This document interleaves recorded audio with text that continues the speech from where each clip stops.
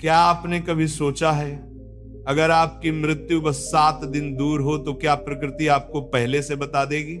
गरुड़ पुराण में लिखा है, हर इंसान को मृत्यु से पहले 7 संकेत मिलते हैं, पर जो उन्हें पहचान लेता है वही मृत्यु पर विजय पा सकता है। सूर्य अस्त हो रहा था। द्वारका की भूमि पर सुनहरी किरणें लहरों से टकरा रही थीं।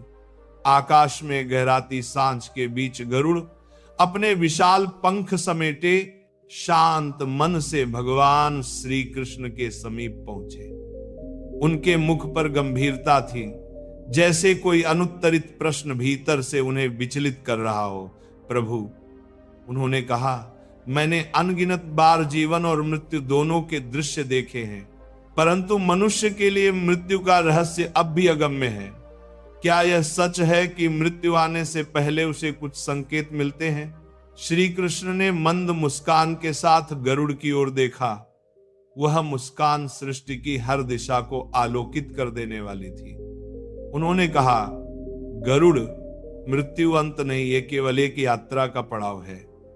लेकिन इस यात्रा से पहले आत्मा को कुछ संकेत अवश्य मिलते हैं, ताकि वह जान सके कि समय निकट है।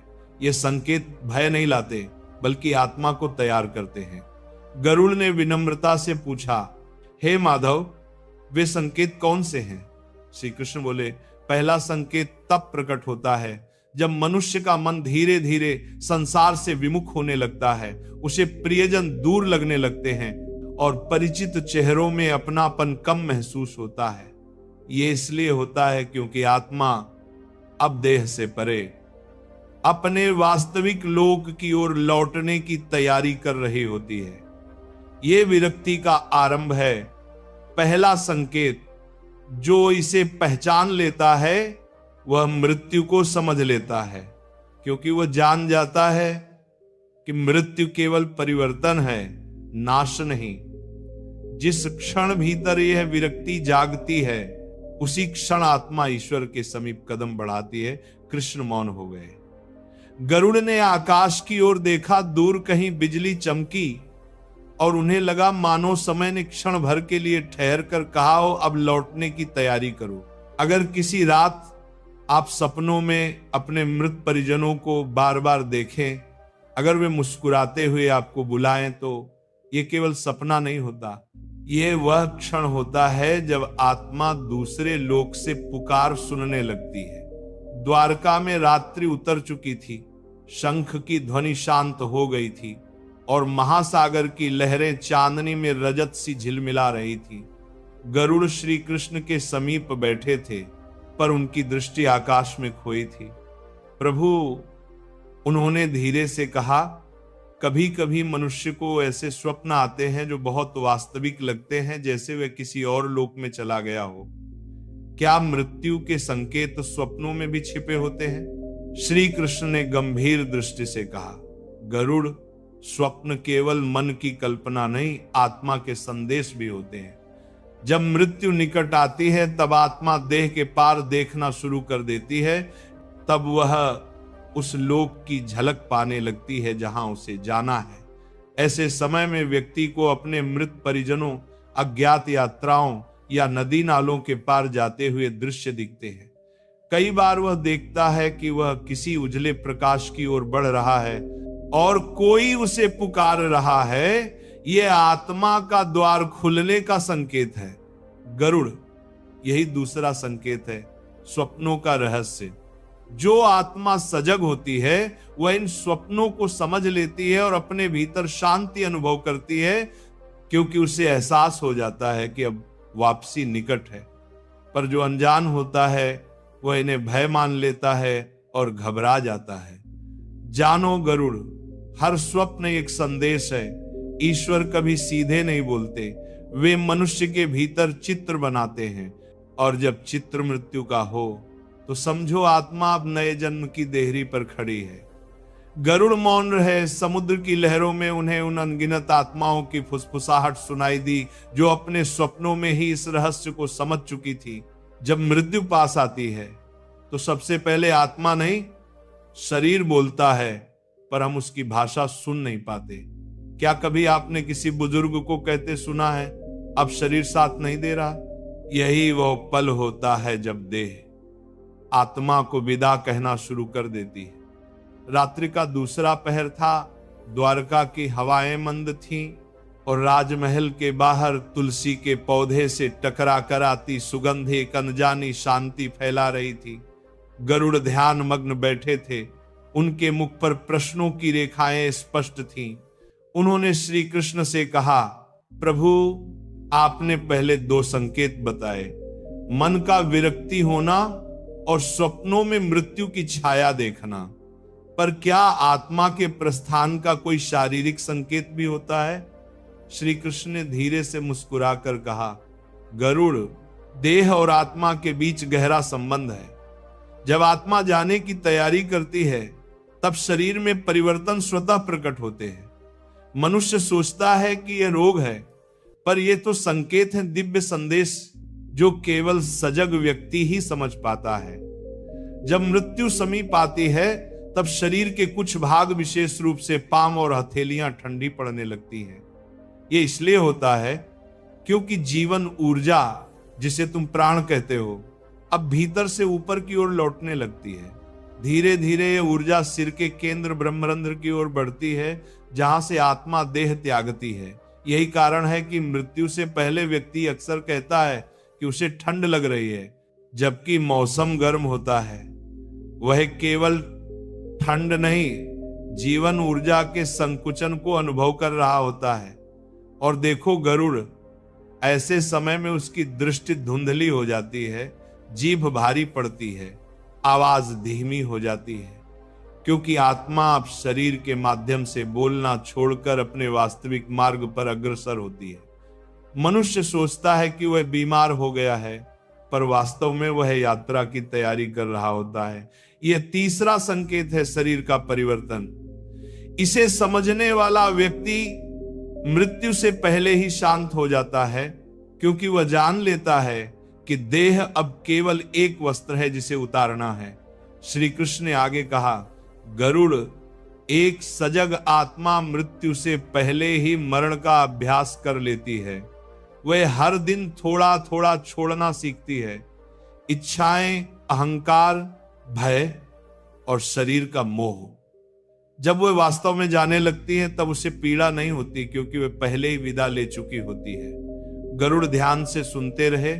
उन्हें लगा जैसे ब्रह्मांड की हर हवा में यह सत्य गूंज रहा है कि मृत्यु कोई शत्रु नहीं, बल्कि आत्मा की सबसे सुंदर यात्रा का आरंभ है। उसी क्षण उन्होंने देखा कि महल के बाहर एक वृद्ध व्यक्ति दीपक जलाकर प्रभु का नाम जप रहा था। उसकी आंखों में शांति थी और पांव धीरे धीरे स्थिर होते जा रहे थे। कृष्ण ने गरुड़ की ओर देखा और कहा, वह जान चुका है। गरुड़ तीसरा संकेत उसके भीतर जाग चुका है। उस क्षण गरुड़ के भीतर एक गहरी श्रद्धा उमड़ आई। उन्होंने सोचा, जो मृत्यु के संकेत को समझ ले वह जीवन के भय से मुक्त हो जाता है, और यही मुक्ति का प्रथम द्वार है। कहा जाता है, जब आत्मा मृत्यु के समीप पहुंचती है तो दुनिया की सारी चीजें फीकी लगने लगती हैं। स्वाद, रंग, शोर सब कुछ दूर होता चला जाता है। मानो मन कह रहा हो, अब इस खेल से थक गया हूं, अब लौटना चाहता हूं। क्या आपने कभी किसी व्यक्ति की आंखों में वह शांति देखी है जो सब कुछ छोड़ने के बाद आती है? द्वारका के आकाश में उस रात एक अजीब सी शांति थी। तारों की चमक सामान्य से अधिक थी और सागर की लहरें किसी गहरे रहस्य को फुसफुसा रही थी। गरुड़, जो अब 3 संकेत सुन चुके थे, कृष्ण के समीप बैठे थे। उनके मन में अगला प्रश्न उमड़ रहा था। प्रभु, उन्होंने कहा, मैंने देखा है कि कुछ लोग मृत्यु से कुछ समय पहले संसार से विरक्त हो जाते हैं। उन्हें धन, स्वाद, परिवार और सुखों में रुचि नहीं रहती। क्या यह भी कोई संकेत है? श्री कृष्ण ने कहा, हां गरुड़, यह चौथा संकेत है, इच्छाओं का क्षय। जब आत्मा अपनी यात्रा पूरी करने को होती है तब वो उन सभी बंधनों से स्वयं को मुक्त करने लगती है जिन्होंने उसे बार बार जन्म के चक्र में बांधा है। इच्छाएं वही रस्सियां हैं जो आत्मा को देह से बांधती हैं। जब ये रस्सियां कमजोर पड़ने लगती हैं तब मनुष्य को सांसारिक वस्तुओं में रस नहीं आता, उसे भोजन का स्वाद फीका लगता है, संगीत में शोर और भीड़ में अकेलापन महसूस होता है। ये कोई उदासी नहीं होती, बल्कि आत्मा की गहराई में जागरण का समय होता है। कृष्ण आगे बोले, गरुड़, जब आत्मा अपने कर्मों का लेखा जोखा देखने लगती है तो वह भीतर से हल्की होने लगती है। इच्छाओं का क्षय उसी हल्केपन का संकेत है। अब वह जान चुकी होती है कि जो उसने पाया वह माया थी और जो सच्चा है वह केवल परमात्मा है। उन्होंने समुद्र की ओर दृष्टि डाली और कहा, जो व्यक्ति इस अवस्था में पहुंचता है वह मृत्यु से पहले ही मुक्त हो जाता है। वह किसी के प्रति मोह नहीं रखता, किसी से द्वेष नहीं रखता। उसका मन स्थिर हो जाता है, जैसे थक चुकी नदी सागर में समा जाए। गरुड़ ने पूछा, प्रभु, तो क्या यह अवस्था हर किसी को मिलती है? श्री कृष्ण बोले, नहीं गरुड़, हर कोई इसे पहचान नहीं पाता। बहुत से लोग इसे अवसाद या थकान समझ लेते हैं, जबकि यह आत्मा का सबसे पवित्र संदेश होता है। अब लौटने का समय आ गया है। जो इसे समझ लेता है उसके चेहरे पर एक अलग ही आभा आ जाती है, न भय न दुख, बस शांति। तभी समुद्र की लहरें और तेज हुई और कृष्ण ने कहा, देखो गरुड़, यह लहरें इच्छाओं की तरह हैं। जब तक वे उठती रहती हैं मन शांत रहता है, पर जब ये थककर सागर में समा जाती हैं तभी सागर शांत होता है। उसी क्षण आत्मा कहती है, अब मैं घर लौटने को तैयार हूं। गरुड़ ने प्रणाम किया और भीतर एक अनकहा कंपन महसूस किया। उन्हें लगा जैसे उनके भी भीतर कोई इच्छा मर गई हो और उसके साथ एक नई शांति जन्म ले चुकी हो। कभी आपने देखा है किसी व्यक्ति के घर के बाहर अचानक कौए काऊ काऊ करने लगते हैं, कुत्ते बिना वजह भौंकते हैं या पक्षी बेचैन होकर उड़ने लगते हैं। लोग इसे अंधविश्वास कहते हैं, पर गरुड़ पुराण कहता है ये संकेत है मृत्यु अब द्वार पर आ खड़ी है। द्वारका की प्रातः बेला थी, सूर्य भी क्षितिज पर झांक ही रहा था। मंदिरों की घंटियां बज रही थी, पर वातावरण में एक अजीब सी निस्तब्धता थी। गरुड़ और श्री कृष्ण समुद्र तट पर बैठे थे, जहां लहरें उनके चरणों को छूती हुई लौट रही थी। गरुड़ ने पूछा, प्रभु, अब तक आपने मन, स्वप्न और देह के संकेत बताए, पर क्या मृत्यु का आना केवल मनुष्य तक सीमित है? क्या प्रकृति भी उसे पहचान लेती है? श्री कृष्ण ने समुद्र की ओर देखा, जहां लहरों के ऊपर उड़ते पक्षी अचानक दिशाएं बदल रहे थे।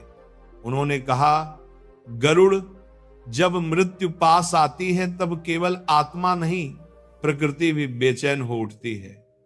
ये ब्रह्मांड एक सूत्र में बंधा है और मृत्यु उस सूत्र की एक कंपन है जिसे हर जीव महसूस कर सकता है। जब कोई मनुष्य जाने वाला होता है तब उसके आसपास के पशु पक्षी अकारण विचलित हो उठते हैं, कौए काऊ काऊ करते हैं। उल्लू की ध्वनि रात में गूंजती है, कुत्ते रोने लगते हैं, यहां तक कि पेड़ों की पत्तियां असामान्य रूप से सरसराने लगती हैं। ये सब इस कारण होता है क्योंकि सूक्ष्म जगत में हलचल होती है। आत्मा का प्रकाश अब पृथ्वी के बंधन से मुक्त होने लगता है। दर सबसे नाम लग रहा पर, और ये परिवर्तन हर जीव महसूस करता है। गरुड़ विस्मित होकर बोले, प्रभु, तो क्या ये पक्षी मृत्यु के दूत हैं? कृष्ण मुस्कुराए, नहीं गरुड़, ये मृत्यु के दूत नहीं, ये संवेदनशील साक्षी हैं। ये केवल वह सुनते हैं जो मनुष्य नहीं सुन पाता। मनुष्य का मन शोर में डूबा है, पर ये प्राणी प्रकृति के मौन में जीते हैं।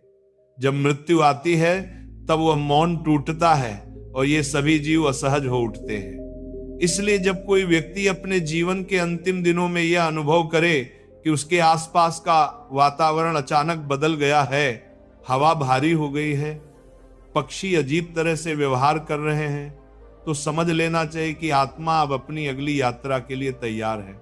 कृष्ण ने कहा, यह 5वां संकेत है प्रकृति की चेतावनी। इसे समझने वाला व्यक्ति मृत्यु से पहले ही प्रकृति के साथ एक हो जाता है। वह हवा में भी ईश्वर की उपस्थिति महसूस करने लगता है और पशुओं की दृष्टि में करुणा देखता है।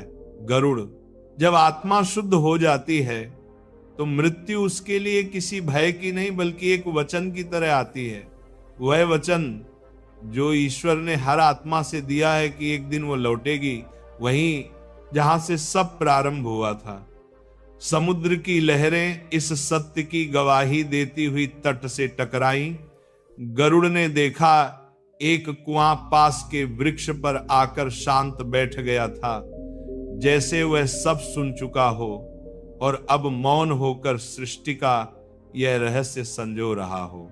कहा जाता है जब मृत्यु पास आती है तो व्यक्ति की वाणी बदलने लगती है। शब्द वही रहते हैं पर स्वर में कुछ और उतर आता है, जैसे कोई अदृश्य शक्ति भीतर से बोल रही हो। कभी आपने किसी बुजुर्ग को आखिरी दिनों में धीमे टूटे स्वर में कुछ कहते सुना है, जो सुनने में साधारण लगता है पर अर्थ गहरा होता है। वही है छठा संकेत। द्वारका की रात घनी हो चुकी थी। आकाश में बादलों ने चंद्रमा को ढंक लिया था और सागर का जल मानो थम सा गया था। गरुड़ ने कृष्ण से पूछा, प्रभु, मैंने देखा है कि जब कोई व्यक्ति मृत्यु के समीप होता है तो उसकी वाणी कमजोर हो जाती है। वह बोलते बोलते रुक जाता है, उसकी आवाज कांपने लगती है। क्या यह भी मृत्यु का कोई संकेत है? श्री कृष्ण ने कहा, हाँ गरुड़, ये छठा संकेत है, वाणी और चेतना का कंपन। जब आत्मा अपने प्रस्थान की तैयारी करती है तब वो धीरे धीरे शरीर से अलग होने लगती है। वाणी मन से चलती है और मन आत्मा से। जब आत्मा मन को छोड़ने लगती है तब वाणी अस्थिर हो जाती है। व्यक्ति बोलना चाहता है पर शब्द साथ नहीं देते। कभी उसकी बात अधूरी रह जाती है, कभी वह ऐसी बातें कह देता है जिनका अर्थ वही नहीं समझ पाता। ये इसलिए नहीं कि वह भ्रमित है, बल्कि इसलिए कि उसकी चेतना अब दो लोकों के बीच यात्रा कर रही होती है, आधी इस संसार में, आधी उस पार। इस समय उसकी आंखों में एक अजीब सी गहराई होती है, जैसे वो किसी और दुनिया को देख रहा हो। उसकी आवाज में भय नहीं, एक अनजाना कंपन होता है जो सुनने वाले को भीतर तक छू जाता है।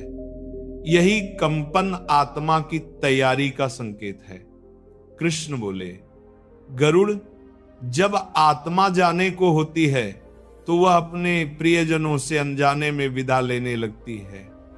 उसके शब्दों में करुणा आ जाती है। वह अपने जीवन की बातें याद करने लगता है और कई बार ऐसी बातें कह देता है जो भविष्य का संकेत होती हैं। ये सब इसलिए होता है क्योंकि चेतना आप समय से परे देखने लगती है। गरुड़ ने पूछा, प्रभु, क्या उस समय व्यक्ति को अपनी मृत्यु का आभास होता है? श्री कृष्ण ने कहा, हाँ, लेकिन वो इसे बोल नहीं पाता। उसकी वाणी जैसे किसी अदृश्य जाल में फंस जाती है। ये वही क्षण है जब आत्मा ब्रह्मरंध्र के द्वार पर आकर ठहरती है और शरीर की सारी शक्ति उसके भीतर सिमट जाती है। तब जो कुछ भी वह कहता है वो साधारण नहीं रहता, वो आत्मा की अंतिम पुकार होती है। कृष्ण की आंखों में करुणा थी और उनके स्वर में शांति। गरुड़, उन्होंने कहा, जब किसी की वाणी बदलने लगे तो समझो आत्मा अब मौन के पथ पर चल पड़ी है। वहां शब्द नहीं पहुंचते, केवल नाद रहता है, वही नाद जिसे तुम ओम कहते हो। गरुड़ मौन हो गए। समुद्र की लहरें धीरे धीरे तट से टकराईं और उन्हें लगा जैसे पूरी सृष्टि एक ही क्षण में उस मौन की ओर झुक गई हो। कहा जाता है मृत्यु से ठीक पहले समय रुक जाता है, हवा थम जाती है, आवाजें मौन हो जाती हैं और एक ऐसी शांति उतरती है जिसे शब्दों में नहीं बांधा जा सकता।